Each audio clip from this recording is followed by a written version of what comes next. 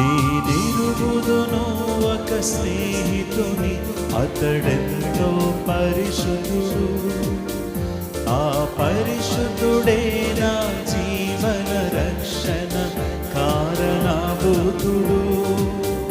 నేనెరుగుదును ఒక స్నేహితుని, అతడెంతో పరిశుద్ధుడు. ఆ పరిశుద్ధుడే నా జీవన రక్షణ కారణభూతుడు. అతడే యేసుడు, అతడే యేసుడు, అతడే యేసుడు, అతడే యేసుడు.